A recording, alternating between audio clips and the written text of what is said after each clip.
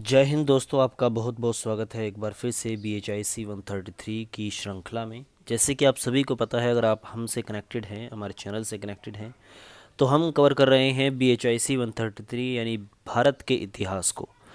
इसमें हम पूरा भारत का इतिहास कंप्लीट नहीं कर रहे, मोस्ट इम्पोर्टेंट क्वेश्चंस जो आपके एग्ज़ाम पॉइंट ऑफ व्यू से है उन्हीं को कवर कर रहे हैं।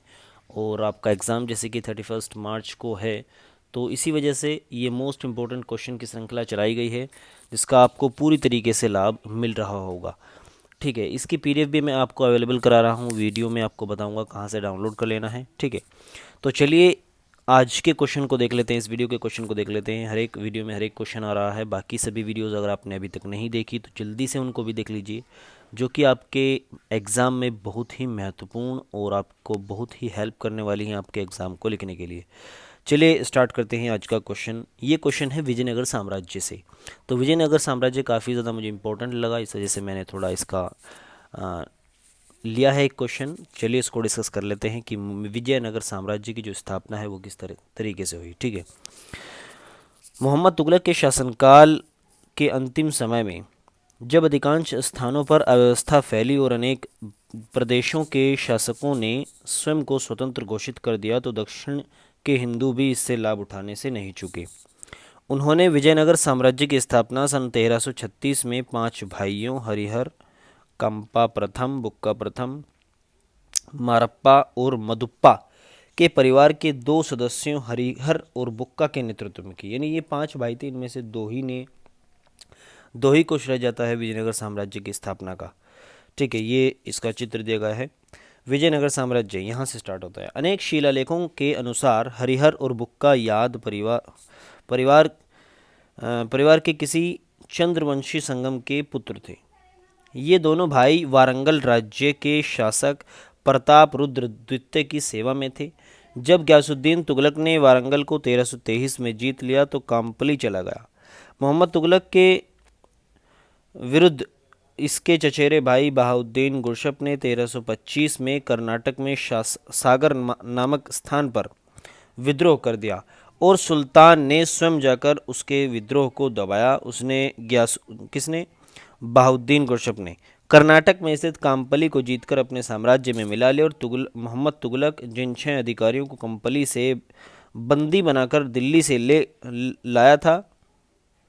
दिल्ली ले आया था, उन्हीं में ये 2 भाई थे। ठीक है, संभवतः इन्होंने इस्लाम स्वीकार कर लिया था और वे सुल्तान की कृपा पात्र बन गए थे।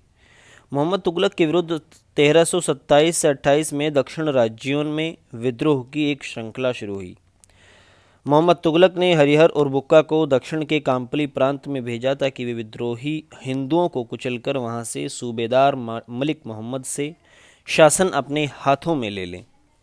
इन दोनों के दक्षिण जाने के बाद सचमुच वहाँ क्या हुआ, इस चीज़ की ना तो मुसलमानों के इतिहासकारों द्वारा और न ही हिंदू परंपरागत कथाओं में परस्पर स्पष्टता मिलती है। ठीक है, दोनों में मतभेद है या स्पष्टता नहीं दिखती है।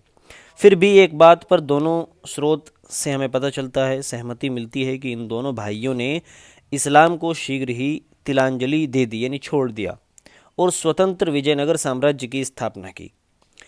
उन्होंने अपने पिता विजय के नाम को अमर करने के लिए काम्पली यानी आधुनिक कर्नाटक जो है उसके नाम पर विधारण्य नामक संत के प्रभाव में आकर इस राज्य की नींव रखी थी। और मोहम्मद तुगलक से स्वतंत्रता की घोषणा कर दी। तो ये था विजयनगर साम्राज्य के स्थापना के बारे में कुछ तथ्य जो काफ़ी ज़्यादा इम्पोर्टेंट हैं। इसमें बस इतना ही होगा और काफ़ी अच्छा और आसान लैंग्वेज में इसको बताया गया है, आप इसको माइंड में रख लीजिएगा। साथ ही थोड़ा और देख लेते हैं विजयनगर साम्राज्य के बारे में। विजयनगर साम्राज्य के 4 जो है राजवंश हुए। संगम वंश जो हरिहर व बुक्का जिसके संस्थापक थे, फिर सालू वंश जिसका नरसिंह सालू संस्थापक था, फिर तुलु वंश जिसका वीर नरसिंह संस्थापक था। यहाँ पर इनके शासनकाल भी दिए गए हैं। अराविडु वंश जिसका तिरुमल जो है संस्थापक था। तो ये 4 राजवंश जो है हुए विजयनगर साम्राज्य में। ठीक है, इसके अलावा थोड़ा और अगर जानने की कोशिश करें तो पहला सर्वेक्षण विजयनगर साम्राज्य की स्थापना 1336 में 2 भाइयों हरिहर और बुक्का ने की, जिसमें ऊपर पड़ा। एक अभियंता तथा पुरातत्ववादी पुरातत्वविद कर्नल कॉलिन मैकेंजी ने सर्वप्रथम हम्पी यानी विजयनगर के भग्नावशेष सन 1800 में प्रकाश में लाए तथा इस स्थान का पहला सर्वेक्षण मानचित्र तैयार करा। और विजयनगर की जलापूर्ति अगर बात की जाए तो विजयनगर में दो नदियां बहती थी। ये इंपॉर्टेंट है, इसको आप याद रख सकते हो। विजयनगर का जहाँ जिक्र आए क्वेश्चन में, अगर कोई क्वेश्चन पूछा जाए तो वहाँ पर आप इसको इफेक्टिव बनाने के लिए लिख सकते हो कि कृष्णा और तुंगभद्रा नदी जो है विजयनगर की प्रमुख नदियाँ थी।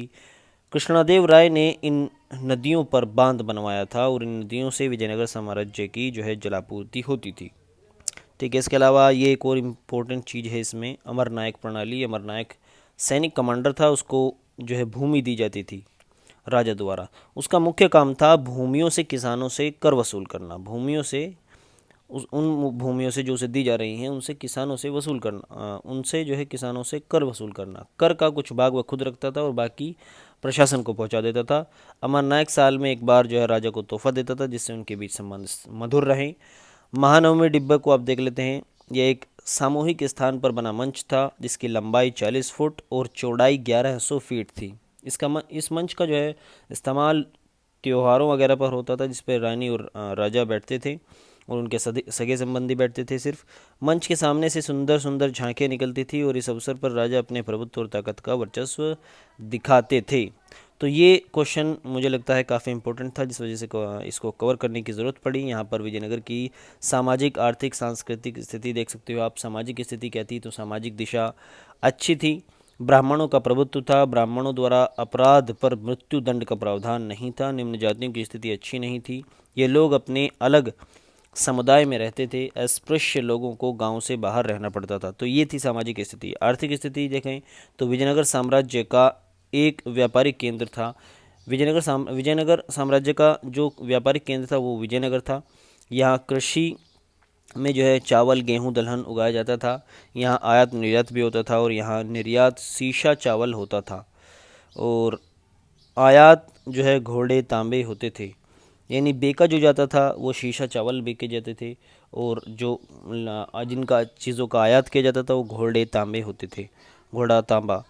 सांस्कृतिक स्थिति तो ये थी कि यहाँ के शासक ने साहित्य कला को अत्यधिक प्रोत्साहन दिया क्योंकि वह खुद एक संगीतज्ञ थे। उनके दरबार में 8 रत्न थे। उन्होंने अनेक तालाबों और झीलों का भी निर्माण करवाया था। तो ये सब चीज़ें यहाँ पर प्रशासनिक, केंद्रीय प्रशासन दिया गया है, प्रांतीय प्रशासन, स्थानीय प्रशासन, इन सभी चीज़ों का आप अच्छे से पढ़ लीजिएगा। आपको टेलीग्राम चैनल पर हमारी इस पूरी पीडीएफ को दे दी जाएगा। बाकी जो इम्पोर्टेंट था वो आपको ऑलरेडी पढ़ा चुका हूँ कि विजयनगर साम्राज्य की स्थापना कैसे हुई, इसके 4 प्रमुख जो राजवंश थे वो, और कुछ चीज़ें अन्य हमने नीचे पढ़ी। इतना सफिशिएंट होगा आपके आंसर में लिखने के लिए। बाकी ज़्यादा चीज़ें भी आपको नहीं पढ़नी है क्योंकि एग्ज़ाम टाइम है और लास्ट टाइम में जितना ज़्यादा आप पढ़ोगे तो उतना ज़्यादा अच्छा नहीं है। अच्छा यही है कि आप कम पढ़ो लेकिन बेहतर पढ़ो। ठीक है, इंपॉर्टेंट क्वेश्चन की लगभग हमारी जो श्रृंखला है कंप्लीट होने को है। जैसे कि मैंने आपसे किया था वादा कि 25-30 क्वेश्चन में इसमें कराऊंगा, तो उतने नहीं हो पाएंगे क्योंकि देखो मुझे लगता है जो इम्पोर्टेंट मैंने करा दी हैं वो सफिशिएंट हैं। और ये लगभग 16वीं वीडियो है जो मैं आपको अब देने वाला हूँ। इसके बाद 17-18 शायद आएगी और देन इनफ, यही आपके लिए सफिशिएंट होगा। ठीक है, लेकिन मैं और वीडियो भी बना दूंगा। अगर आज शाम तक आप कुछ क्वेश्चन सजेस्ट करते हो, अगर आपको लगता है कि कोई क्वेश्चन इंपॉर्टेंट है आपके एग्ज़ाम पॉइंट ऑफ व्यू से और मेरी नज़र से छूट गया है, तो आप उसको कमेंट बॉक्स में जो है सजेस्ट कर सकते हो मुझे। ठीक है, या फिर टेलीग्राम पर भी जाकर मुझे सजेस्ट कर सकते हो। वहाँ पर जो है आपको मेरा जो है टेलीग्राम चैनल मिल जाएगा इस वीडियो के डिस्क्रिप्शन में। तो वीडियो के नीचे कमेंट बॉक्स में मुझे सजेस्ट कीजिए कि कोई अगर क्वेश्चन रह गया हो तो उस पर वीडियो बनानी है, तो उसको भी मैं कवर कर दूंगा। बाकी जो इम्पोर्टेंट क्वेश्चंस की श्रृंखला थी वो कंप्लीट हो चुकी है। लगभग 2-3 क्वेश्चन इसमें और आएंगे और वो काफ़ी रहेंगे आपके लिए। इन्हें ही आपको 1-2 बार और देख लेना है क्योंकि रिवीजन भी करना है। कल आपका इवनिंग शिफ्ट में शायद जो पेपर है, तो आज रात में इसको रिवाइज़ करिए, कल मॉर्निंग में रिवाइज़ कीजिए और अच्छे से अपनी तैयारी को करिए। और जब आप एग्ज़ाम देकर आएँ तो अच्छे से जो है टेलीग्राम चैनल पर बताएं मुझे, या यहाँ पर वीडियो के डिस्क्रिप्शन में बताएं कि कैसा आपका एग्ज़ाम रहा। साथ ही देखिए, अगर आपने अभी तक चैनल को सब्सक्राइब नहीं किया तो प्लीज़ सब्सक्राइब कर लीजिए। बस यही मैं आपसे रिक्वेस्ट करता हूँ कि सब्सक्राइब कर लिए। और ज़्यादा से ज़्यादा जिन लोगों को एग्ज़ाम टाइम में जिनके पास बुक नहीं है, क्योंकि बुक किसी की भी नहीं आई, लगभग बहुत कम बच्चों की बुक आई हैं, तो बुक्स तो किसी के भी पास नहीं है, इस वजह से ये वीडियो बनानी पड़ रही है। तो प्लीज़ चैनल को शेयर ज़रूर कीजिए। जो भी सब्जेक्ट मैं बना रहा हूँ उस सब्जेक्ट को हर एक फ्रेंड के साथ शेयर कीजिए, और यही आपसे रिक्वेस्ट है। चलिए मिलते हैं अगली वीडियो में, तब तक के लिए गुड बाय।